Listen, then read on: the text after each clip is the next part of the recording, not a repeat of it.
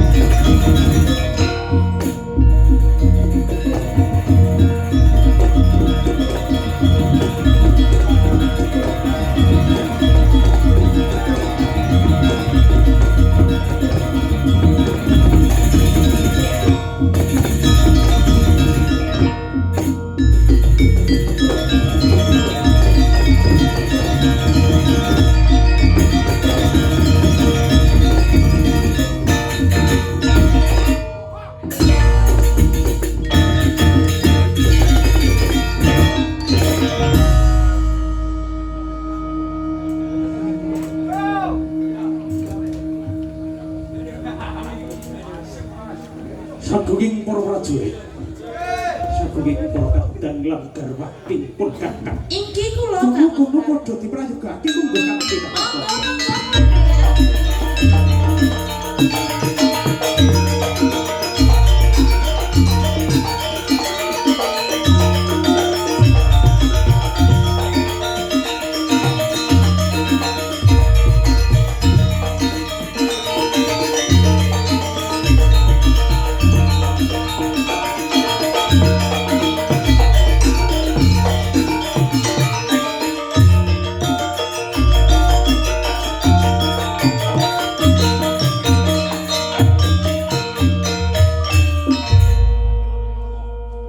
sagunging para prajurit inggih lan Kakang Patih Surata Sancaka Narasoma sagunging para kadang marang garwa garwanipun Kakang ngertenana ing dinaning iki kasatriyan Madusari ndak buka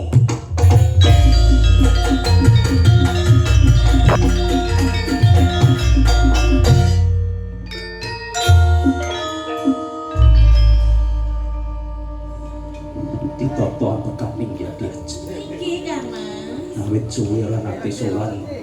Pirang pasowanan nggonku ora nate sowan. Oh, mboten napa-napa namung kalih kok. Oh, rong pasowanan. Inggih. Kene ngopo Dik? Dimas. Oh, iya. Sami Sugeng Ramo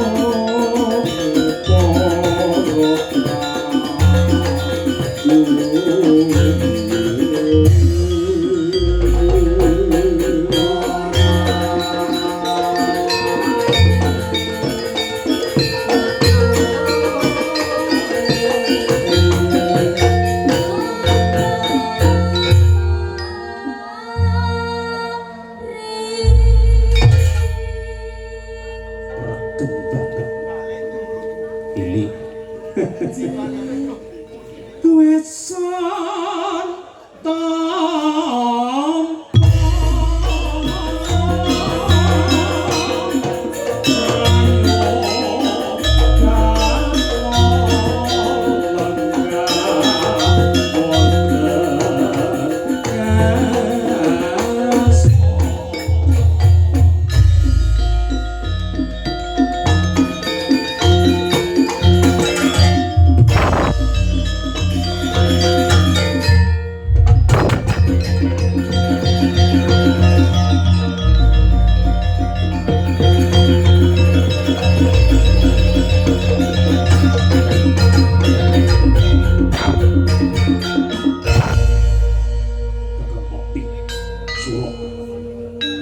Injih sinuwun.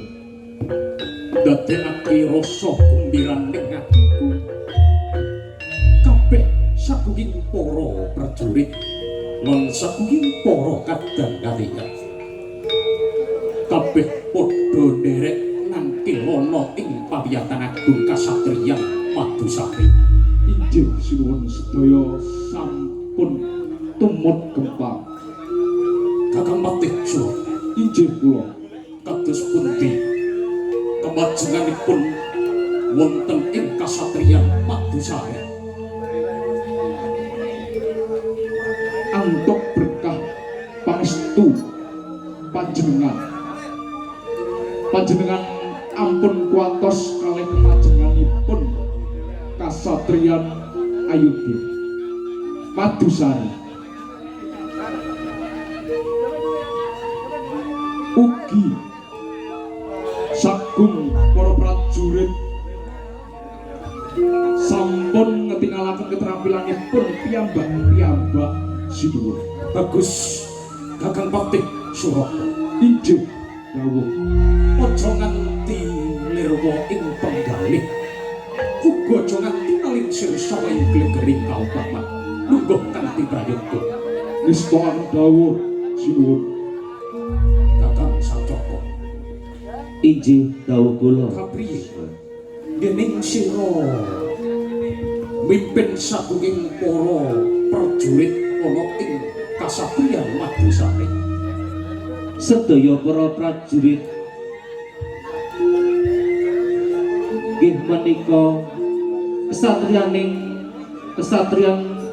Madusari tansah prigel trampil lan trengginas ngayahi bab kewajiban nggih menika olah pidaning peperangan saha jagi katentremane wonten ing kesatriyan Madusari boten wonten ingkang mujiwani panjenengan dalem.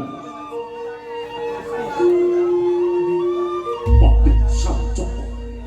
Jih dawuh kula. Kula pakaryan sing becik ayo padha diuyuhi.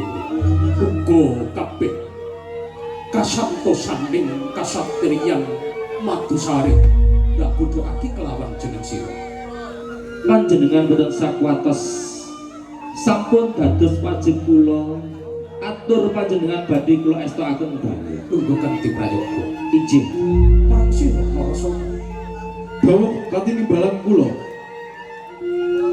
kapriye kemajuan ing ana ing kasatriyan Madusari. Anggen kula nindakaken bab wajib kula mimpin sedaya para muda supados nyincingaken lengan busana kagem ngayomi negari saking astaning para satru. Narasoma. Inggih Bagus. Aku pitaya apa ing dadi kandhamu. Nanging sing dak jaluk sliramu kudu bisa dadi tepuh tuladaning sabenging para prajurit. panjenengan boten sakuatos sawaji wonten pawongan ingkang badhe ngrisak tatanan. Cekap anggen kula kalian para prajurit ingkang brasta Bagus. Nunggu kanthi prayoga. ngestakaken Sabenging para kadang-kadangipun kakang. Matur kang wanapa kelawan ingsun. injih semanten ugi kula Anggen kula nindakaken sesambungan olah kridaning keprajuritan.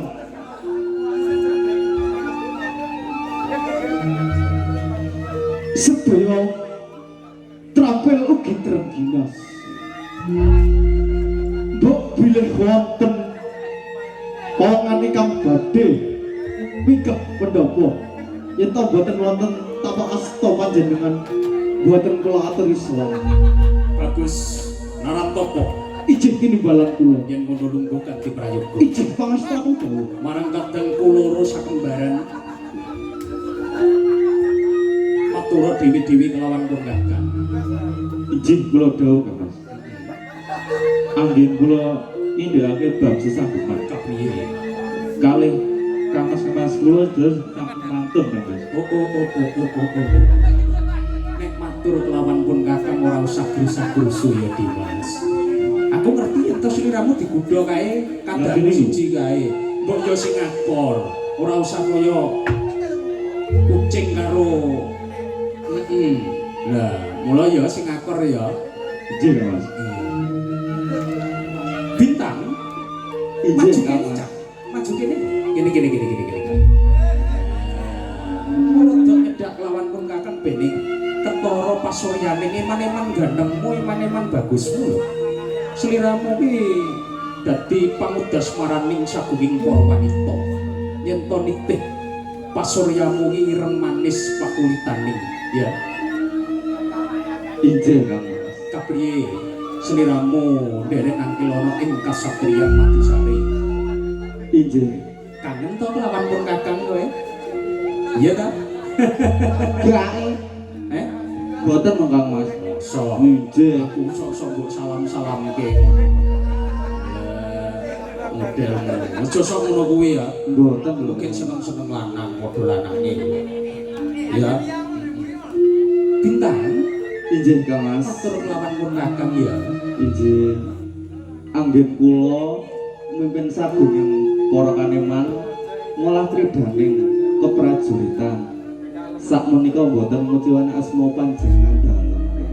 Nah, Ijin. yen to lami sing samudana, Jangga kula ingkang kula abdekaken dhateng panjenengan. titenono ya cah ya, seksenono ya kabeh ya. Yen bintang iki mau kumbi, janggane bakal tak dadekake pangewan-ewan ana ing umpama Kang Mas umpama kudu Kasatriyan Madusari ya. Ijin. Ya, iki aja nganti iki sabda wali panditane Prabu lho ya. Ucapan adalah doa ya. Lungguh kanthi prayoga Dimas. Mangestakaken dawuh Kang Mas. Diajeng garwanipun kakang. Katimbalan dawuh Kang Mas Prabu. Duluren sagunging para prajurit, sagunging para garwa lan sagunging para mban biyata cedhi. Ugi anakmu go nderek. Menika nderek sedaya kok Kang Mas. Dateng masyarakat Madusari menika sampun boten wonten ingkang godhang. Sedaya para garwa, para kadang, para putri nyengkuyung dateng panjenengan dawuh. Nanging Kang Mas, menawi taun kula menika mimpin para wanita wonten lumanipun Kang Mas. Nyuwun gunge pangarsani Kang Mas Prabu. Ora dadi daya pangapa. Nyataning kabeh mau apa sing dadi kersaning sagunging para putri ana ing kasatriyan Madusari ora bakal kurang samubarang. Mula sing ndak jaluk aja nganti waleh-waleh, paribasane aja nganti genggang sanikma kelawan pun kakang ya. Isto Agung, Yayi Manohara. Iki ningarsane Kang Mas Prabu. Apa sing aturake diajeng? Manohara ki klesem-klesem jan pokoke nyidap-nyidapi. Lambene sigar kepondong. Jan pokoke irung bangir. Ning pucuking mentul.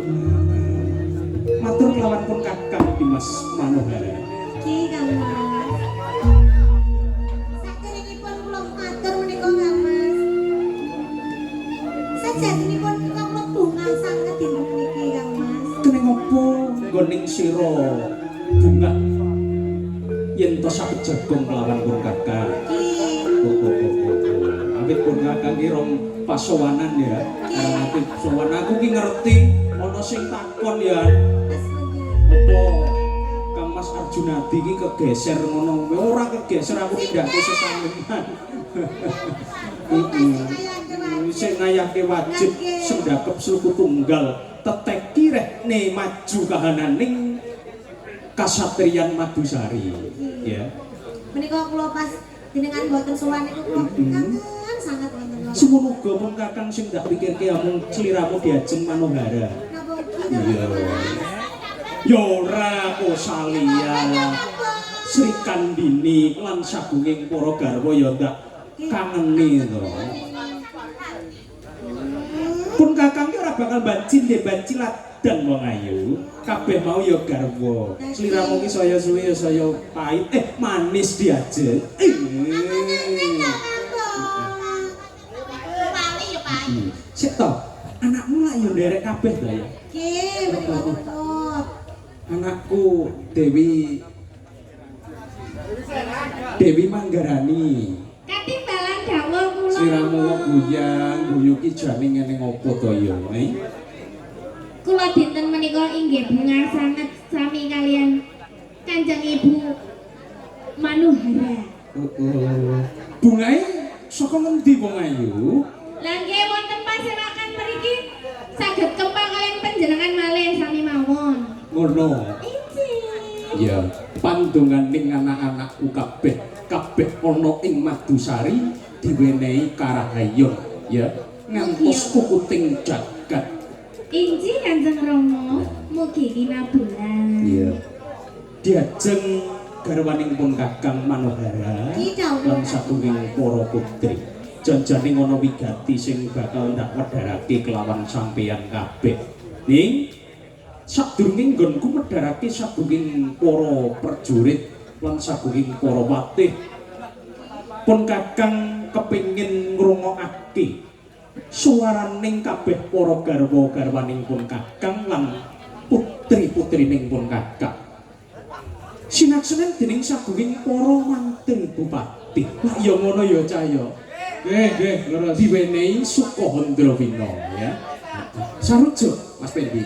Oh, sarujuk. Diajeng. Ki dawuh kula. Iya, ayo kene dipenehi pasugatan. Disukseni sagunging para prajurit lan Pendi Gondrong ae. Ayo diajeng.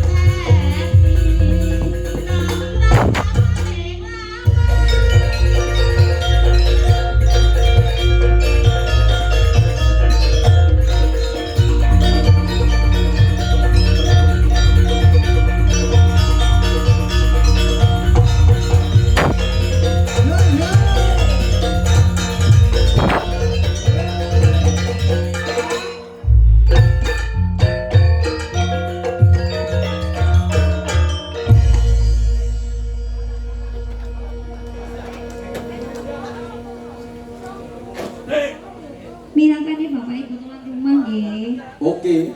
Nyuwun nemen Mas Nemen. Mas Ik. Dados. Jik.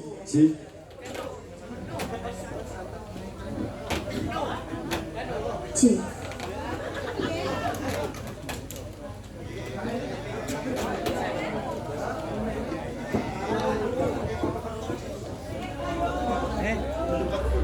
Asik.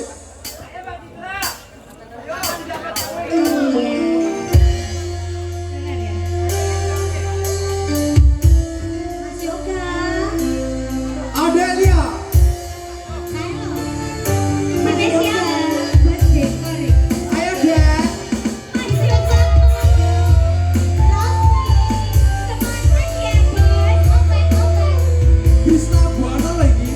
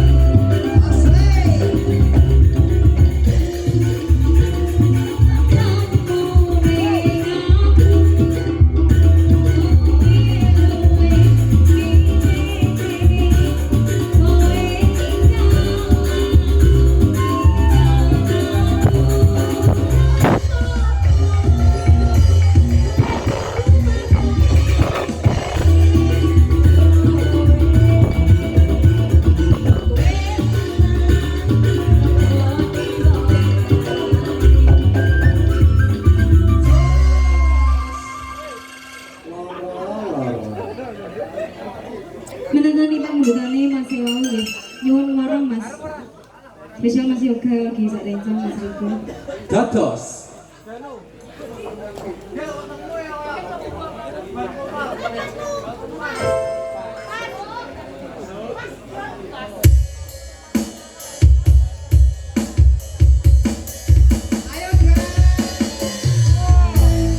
Krisna Buana. Merdeka.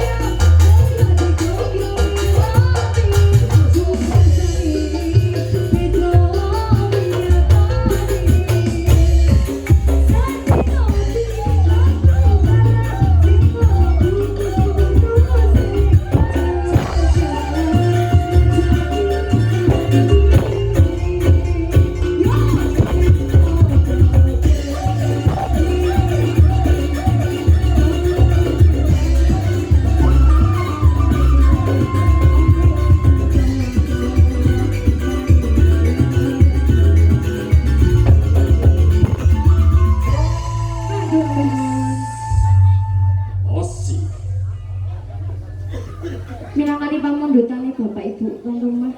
Urung Mas.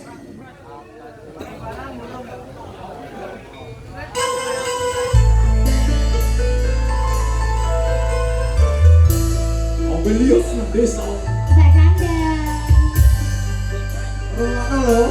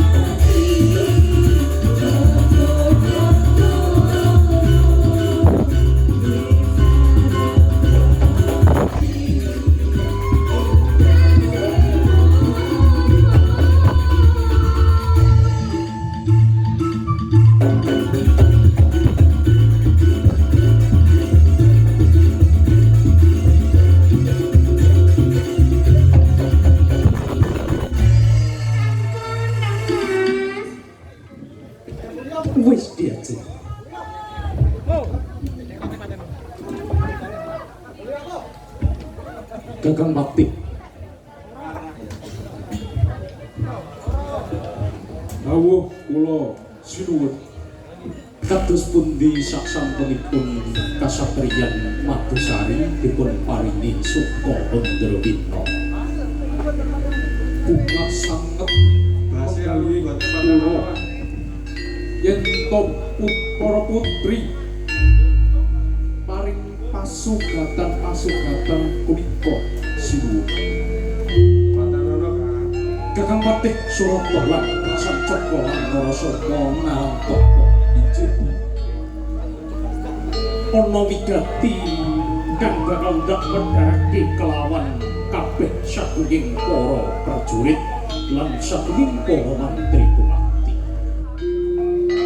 Sumangga sinuwun wigatos punapa ingkang badhe panjenengan medharaken dumateng kula lan sagung para prajurit punika sinuwun. Wigatining babagan anakku Dewi Anggraini ya Dewi Manggarani. Nalika semana Dewi Manggraini duwening kekasih ya ora liya putraning Kangmas Bayuwaji ya Kati Samparangin.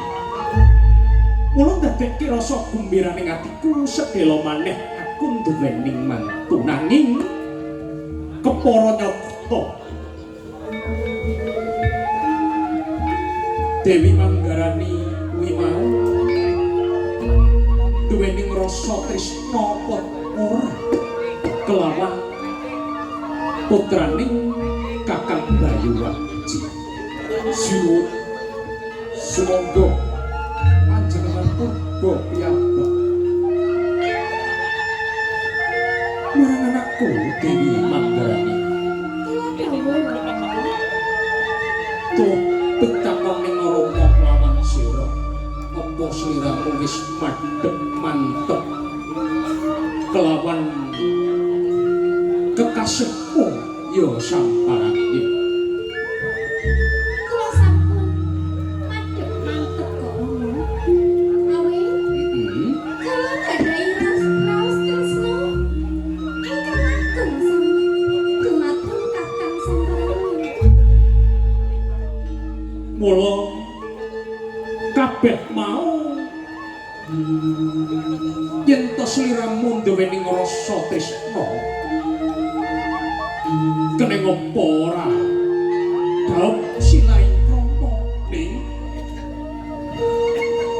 Rama kuwi mau bakal golek dina utawaning Surya Candra lan Warasa kanggo kowe dedhaupan. Kula ngantos dalaran Mula saka kuwi kabeh kudu digagas diwiwir golek dina kang becik supayane dedhaupamu kelawan Kaki Samparangin ora ana ngalangan sawijining apa-apa. yen kadosaken kula mituwuhaken panjenengan. Nanging sajake prenjak gancer kae Kakang Surata mbok menawane ngono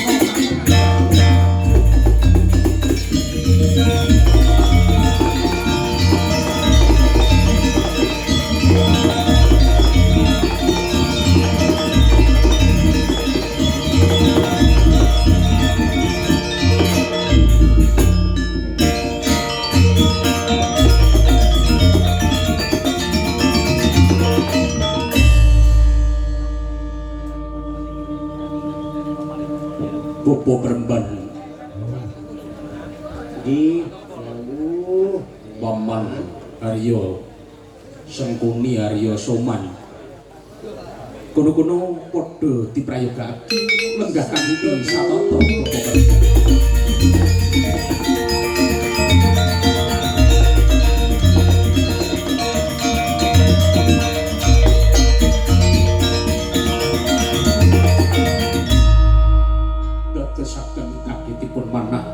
sinambar gelap istunipun panjenengan rawuh wonten ing papan mriki sepindah napa hamung kepingin mangertosi kados pundi swasana wonten ing kasatriyan napa kasebalen napa wonten wigatos ingkang badhe panjenengan wedharaken dumateng kula Bapak Peremban Kepareng nunjuk matur. Pangeran. Namung sowan kula sepindah leres kedika panjenengan. Kepingin mangertosi gebyaring kahanan wonten ing kasatriyan Madusari. Ning kasunyatanipun benten kok kalian rumpun. bentenipun Sedaya sami gumebyar. Bapak Peremban Nggih, punika hamung sengkuting sagunging para prajurit lan sagunging para sesepuh lan pinisepuh wonten ing kasatriyan Madusari kasengkuyung sagunging para putri-putri. oh nggih. Dukak angka kalipun Injih Bapak Peremban. ken kula rawuh niki saking Sukalima Pangeran. Bangki wonten kawigatosan jalar napa kula mireng tembung rawat-rawat bekakul sinambiwara. Leres napa boten pernila kula nyatakaken napa panjenengan niku badhe dhaupaken anak panjenengan kalian anak raka panjenengan iku. Oh, leres punika Bapak Peremban jumbuh ingkang dados pangandikanipun panjenengan awit mila saking menika mapan keleresan yen to dedaupan putri kula Dewi Manggarani kelawan Samparang inggih putraning Orko Bayuwaji menika dereng hanemoni dinten ingkang sae awit Surya Candra lan Warsa menika hamung tiyang sepuh ingkang saged nentokake. Mas niku kasingatan nggih. Injih, Oh nggih. mbok bilih Bapak Peremban gadahi dinten ingkang sae, sumangga panjenengan wedharaken dumateng kula ing sakmangke dedaupan badhe kula laksanani. Jane kula niku seneng Pangeran. Jalan napa anak panjenengan Manggarani dedaupan kalian anak raka panjenengan Samparangin putranipun raka panjenengan Bayuwaji. Injih. Nanging nun sewu niki yen to pepitungan yang sepahun niki didamel monggo boten didamel nggih boten napa. Nggih kedahipun dipun ginakake. Ing sedaya niku gumantung dhateng ingkang lampahe lho. Awit tiyang sepuh punika kebak pitutur luhur. Mbok bilih panjenengan wonten dinten ingkang sae sumangga. Nun sewu lho niki. Yen to kawajengan anak panjenengan Manggarani dedaupan kalian si Samparangin anak raka panjenengan jalaran jenengan kalian Bayuwaji niku lak tunggal bapa to. Injih. Nggih. Niku lek pepitunganan tiyang sepah niku Dados mboten leres. nggih jalaran apa sami darah. Oh, tunggal getih. Nggih. Awit boten Boten prayogi nggihipun dedaupan. napa benjang itu jenengan pengen kagungan Nggih, nggih, nggih, nggih. Nggih, nggih. Terus lajeng sedaya undangan sampun kula sebarake. Kados pundi ing samangke yen to Dewi Manggarani boten sios dedaupan kelawan sambarangin ala ing sagunging para kawula wonten ing Kasundaya. Niku gampil. Ning abot undangan apa abot putu? Lah niku Nggih, nggih, nggih. Nggih abot kaluwarga. Gitu. Yen to kula paring atur Nggih. Yen kados mekaten badhe kula biwarahaken sagunging para kawula dibatalaken mawon. sagunging para prajurit sagunging para kawula mula dina iki Dewi Manggarani bakal ora dadi kelawan samparangin putra Kang Mas Bayu Aji. Pangapunten dalam sewu Kang Mas. Dewi Manggarani Srikandini Ampun percados kados ngaten to. Panjenengan apa mboten mesakake putra panjenengan? Dewi Manggarani punika sampun tresna kaliyan samparangin. Ampun dipun wurungaken to Kanjeng wis ora dadi baya pangapa mula apa sih kurang gondeng sliramu kuwi mau krungu aturing Bapa Peremban Durna awit Bapa Peremban Durna kuwi mau kebak pitutur luhur nanging kenging dipun rembak malih Kang Mas. Mesakake dene putra panjenengan dalem punika lho. Pun sewu Gusti Sri Kandini. Jenengan niku abot anak napa abot putu? Lah putune cacat. Nanging kan kenging dipun itung malih. Nggih, dipun hitung. Lah putune Bapa Peremban Durna jauh. sepindah malih mbok bilih sagunging para putri boten mirengake panjenengan biwarakake sagunging para kawula. Kamu ngeten. Saged dipun laksanakaken dedaupanipun antawis anak panjenengan Manggarani. Boten isin-isini ning dipun gantos. Sinten awit kula sampun ngendikan yen to dedaupan Dewi Manggarani kelawan kaki samparangin sampun kula batalake. Niki kan anak saking ratu niku wonten Sinten? Sinten? Lenggahe kursi gading. Lah sinten menika? Mosok jenengan niku mboten ngerti to. Mboten. Araka panjenengan benten bapak, benten ibu. Sinten to? Ning tunggal mbak. Oh ngaten. Sinten? Sinten? Sinten bobot? Anak kula putu kula niki. Oh, Yayi Lesmana.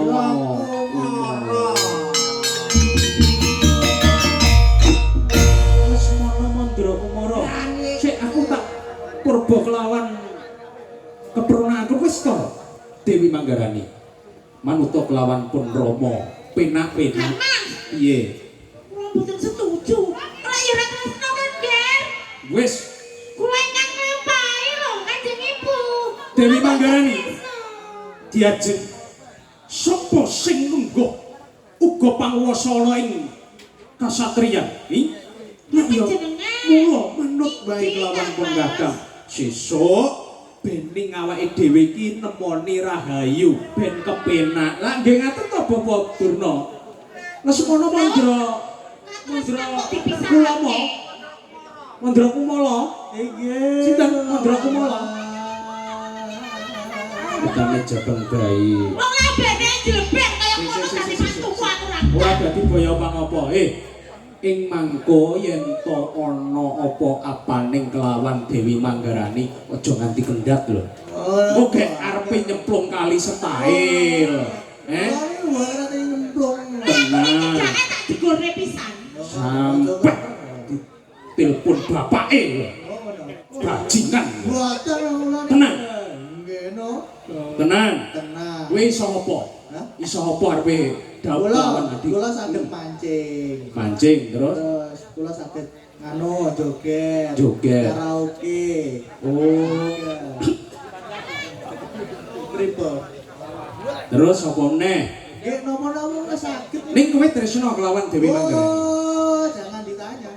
Ayolah, Ning ora oleh macem-macem lho ya. oh, tidak akan macam-macam. Pantune piye?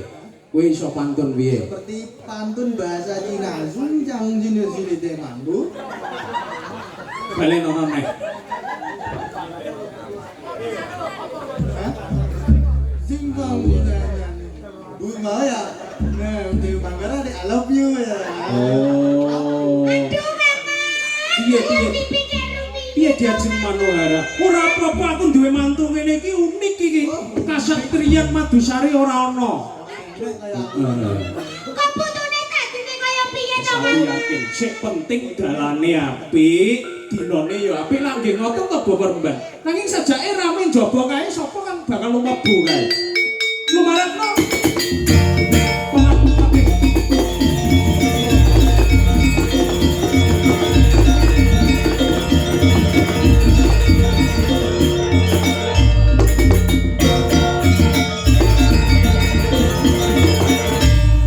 Iki lak yo keponakanku si kembar. Sik. Iki lak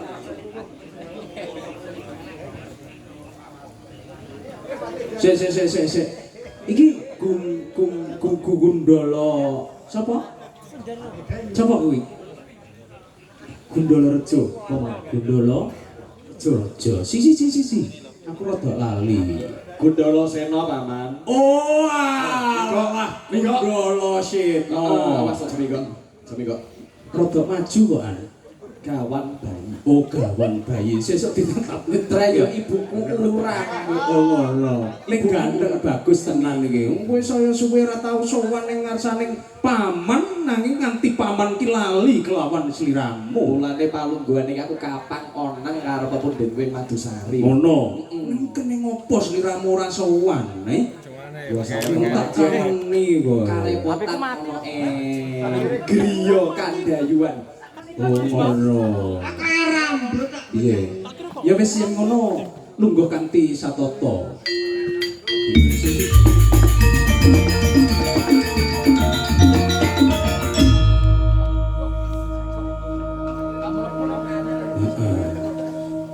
Tekaning sliramu ana ing Madusari lak yo rahayu to. Paman, sakmenika rahayu paman. Ana wigati apa sliramu sowan ana ing ngarsaning paman? Nggih, pareng jumatur paman. Ingkang mongko sepisan Nek ngomong mikir rada digame ben cetone ngene. Jajal nggih iki lho coba nggih. Kok cem-cemane kae. ingkang mongko sepisan paman. Kula kalian abdi kula ngaturaken bekti kula kunjuk dhateng panjenengan. Ndak tampa nanging ora liwat puja paning pangestuning pun paman tampan ana ya. Sangat-sangat angkin kula nampi. Ingkang mongko sepindah lan kaping kalipun. Wonten wigatos ingkang badhe kula aturaken dhateng panjenengan paman. Coba wigatine ngopo? Matur kelawan pun paman.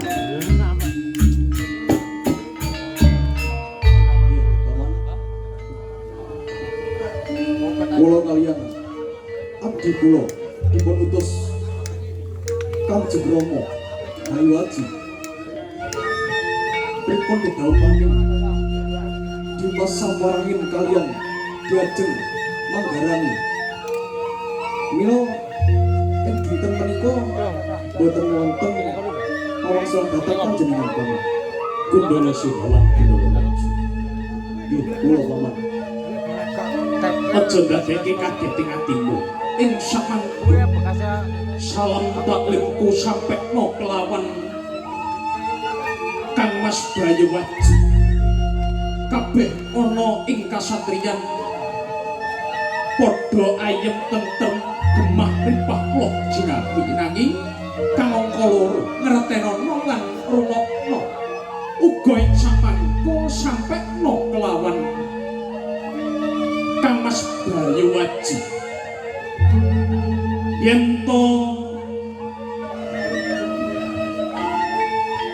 dedaupaning antaraning kaki samparangin kelawan Dewi Manggarani dak batalake. Piye iki? Sik Kang, sik. Sajake tembung saklimane gawe gempaling batinku. Sawetara wancing penakno Kang. Paman Arjunadi, Yayi Gundala Raja, Gundala Sena. polonan kok Yayi. Kondhep penggalihmu apa? Ya, Ini. Aku dinuntut lawan Kanjeng Rama Jodiwati. piye-piye to ya? Supaya najake babakan penglamare Kakang Samarangin tumanduk kelawan kadangku Nimas Manggarani. Kula ibarat jempare kang lepas saka warastu aku mung trima manut lajering angin. Diduta lawan wong tuwa yen to nganti ra oleh gawe aku dadi pengewan iman ning Jodiwati. Gundala Sena, Nggih. ngratenono ya. Ora teges pun paman kuwi mau niwakake kalawarga saka ing Jodiwati. Jodiwati. Ning iki kepara nyata lan terwaca. Awit iki apa? Iki babakan kalawarga rahayuning kalawarga antaraning Jodiwati kelawan Madusari. Yen to rakamu Daud kelawan Dewi Manggarani ya putriku. Ing samangka tiba apes, tiba pati. Mula saka kuwi Ya. ngingingi aturing para sepuh lan pinisepuh Ya. yen to Daud antaraning kaki samparangin kelawan Dewi Manggarani diterusake kabeh bakal nemoni bebendu. Kuwi babakan itungan Jawa sing dianut, sing dipitayani kelawan para pemudhen Madisari ngono. Aku sithik, mboko sithik raketan saprawirane iso ngomong. Siapa piye? Ning ana sing gawe cubriyane atiku. Piye? Iki kok ana baptane Simbahku Sukalima lawan pamananku Eyang Senggone. Sawetara wae aku njaluk wektu kanggo murba lawan Eyang Durna ya, Paman. Ya, kono ndak wenehi wektu. Simbah Durna. Salam Pangeran. pangeran. Ya tak tompo. Ya. Bagus. Sing kepiye? Iki ngelingi babakan rembug babakan Kakang Samparangin lawan Manggarani. Yen to jugaring temanten. Babakan sarananing utawa etungan Jawa kuno. Sithik mboko sithik sonapa. Ning ana Kakang Lesmana sing mbok kandi iki ganti to kowe. Ngene. Perkara kuwi mau lah perkarane wong tuwa. Ya. Kowe cah Lho. Cah nok piye, Pak? cah nok iki ora ngerti ngopo-ngopo pepetangane wong tuwa. Wong tuwa musuh wong tuwa. Yen to diitung kuwi mau luput ya aja diterusake. Cetakno, Pak. Ngene lah. Yen Men to aku gamblang matur lawan Bapak Bayu Waji. sadulurmu Samparangin Ya. lamun dijudukake marang anake pamanmu Arjunadi ya kuwi Manggarani. Besuke bakale ora tentrem. Mulane kabeh kuwi dikadake krana ngopo kuwi. Bajur, kok ana Kakang Lesmana ning iki? Bisa tentrem. Ya. Ento Manggarani kuwi jejedohan karo Lesmana. Loh, edan Kakang, kok kan? Heh. Sik. Kakang Lesmana. Kepiye? Gundala, Pria bodoh Bimanyu Sanggeni. Gundala Sena. Piye? Sik kok pitungan sing wis gathuk lamaran wis soprana seprene sakono suwene kok paribasan banyu binundung ning dam kok trimo menggok ngono wae kan. Kowe ora trimo aku karo mandarane. Ya babar pisan ora terima lakon sing koyo mengkene. Ya nyatane aku wis direstoni kowe arep ngopo? Kakek wis mono. Piye? Tak rasane saya panas ning kuping tembung musik koyo ngono. Terus karepmu kepiye? Ya? Yen to ora oleh gawe anak lanang, ra gile werku to. Ayo, yang karo mangkono. Rampung lakone. Sampai para prajurit lan pati ayo. Ya Allah. Siba. Sikap. Indra Seno. Iya, Mbak.